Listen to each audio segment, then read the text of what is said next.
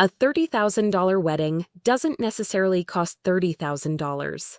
Because what if spending an extra $20,000 today also means giving up around $77,000 20 years from now? One couple spends the full $30,000 on their dream wedding. Another spends $10,000 and keeps the other $20,000 for their future. Same savings, same starting point, one very different decision. But here's the question. Is the couple who spent $30,000 actually making a financial mistake? The answer isn't as simple as you might think. Two couples, same $30,000. Let's compare two couples, Chloe and Daniel, and Mia and James. Both couples have managed to save $30,000 in cash. Neither couple needs to borrow for their wedding, but they're about to use that money in completely different ways. Chloe and Daniel's dream wedding. Chloe and Daniel have been imagining their wedding for years. A beautiful venue, great food, flowers, a photographer, music, and a big celebration surrounded by the people they love. They've saved for it. They can afford to pay cash. And their dream wedding is going to cost $30,000. The money is gone. So they do it. $30,000 saved, $30,000 spent, and when the wedding is over, their wedding fund is back to zero. Financially, the money is gone, but that doesn't mean they got nothing in return. We'll come back to that. Because first, we need to meet the second couple. Mia and James make a different choice. Mia and James also have $30,000, and they want a beautiful wedding too. But they also have another goal, buying a home. So instead of asking, how much wedding can we get for $30,000? They ask, how much of this money do we actually want to spend? The $10,000 wedding. They decide on a $10,000 wedding. Smaller venue, smaller guest list, fewer expensive extras. They compromise on some things, but not everything. They still get married, their families are there, their friends are there. They eat, celebrate, take photos, and create memories. But the next morning, there's one major difference. $20,000 is still there. Chloe and Daniel have spent their $30,000. Mia and James have spent $10,000, which means they still have $20,000. And they decide to put that money toward their future home. At first, that's the entire difference between these two decisions, $20,000. But that isn't necessarily the real difference, the invisible price tag. Because money has something most price tags don't show you, a future value. And this is where opportunity cost becomes incredibly important. Opportunity cost simply means, what are you giving up by choosing one option instead of another? And once you understand it, you start seeing major purchases very differently. The wedding didn't just cost $20,000 more. Chloe and Daniel didn't just spend an extra $20,000 on their wedding. They also gave up whatever that $20,000 might have done for them in the future. Maybe it could have helped buy a home. Maybe it could have paid off debt. Maybe it could have stayed in savings. Or maybe it could have been invested. And this is where the numbers get interesting. $20,000 becomes $77,000. Let's imagine that $20,000 was invested instead.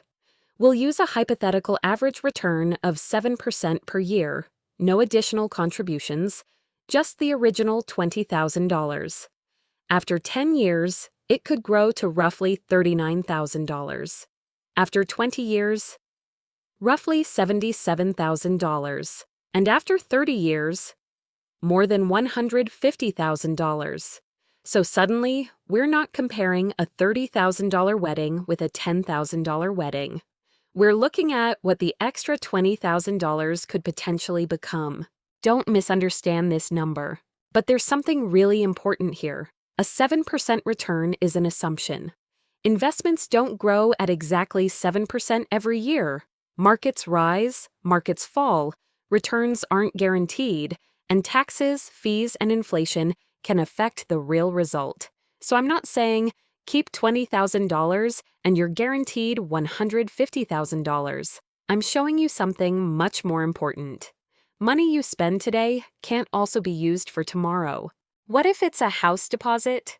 And Mia and James aren't necessarily investing the money anyway. Remember, they want a home.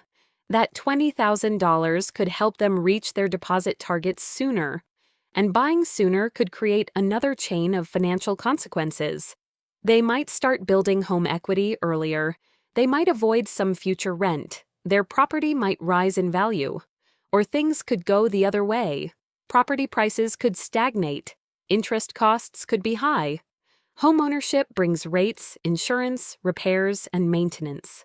So keeping the $20,000 doesn't automatically make them richer. It gives them more financial options. And that's the important part. So did Chloe and Daniel lose? At this point, it would be easy to declare Mia and James the winners. They spent less. They kept $20,000.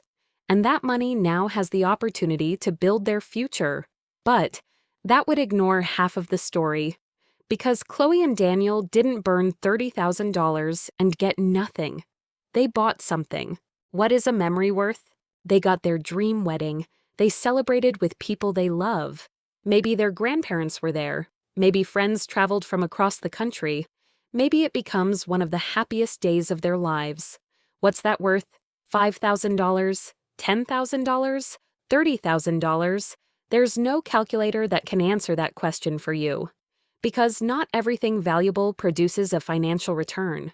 The $30,000 wedding isn't automatically bad. And that's why I wouldn't say spending $30,000 on a wedding is automatically a bad financial decision. Chloe and Daniel saved the money. They didn't put the wedding on a credit card. They didn't take out a personal loan. And if they understood what they were giving up and still decided this matters enough to us, then they've made an informed choice. Mia and James simply made a different one. Here's where it becomes dangerous. The financial danger isn't necessarily spending $30,000.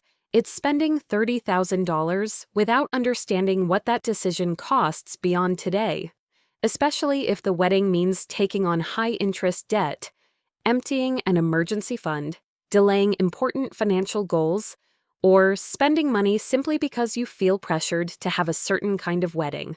That's a completely different decision.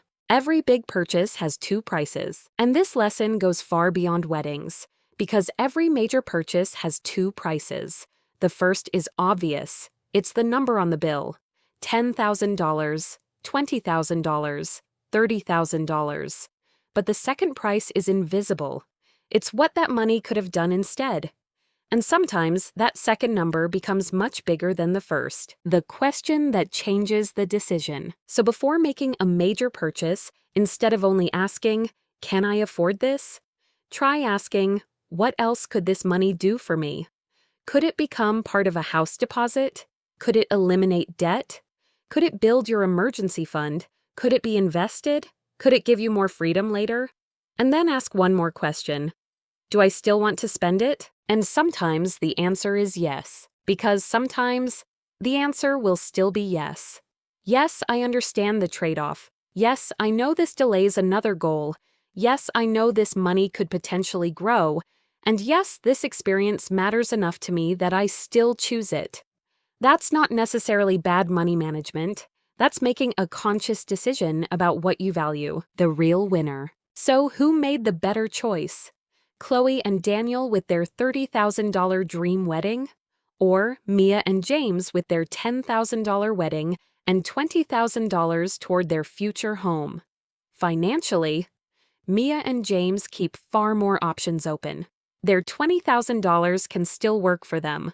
But that doesn't automatically mean Chloe and Daniel made the wrong decision. Because the real lesson isn't never spend money on a wedding. It's this. Know what you're giving up before you decide what something is worth. The viewer challenge. So now, if I'm giving you the $30,000, you have to choose. Option A, your $30,000 dream wedding. Or Option B, a $10,000 wedding and $20,000 toward your future home. You can't split it any other way. Which one are you choosing, A or B? Put your answer in the comments and tell me why. I think this one could divide the comments. And if you enjoy seeing the real numbers behind everyday money decisions, subscribe to Clear Every Day. Because sometimes the true cost of something isn't the number on the price tag.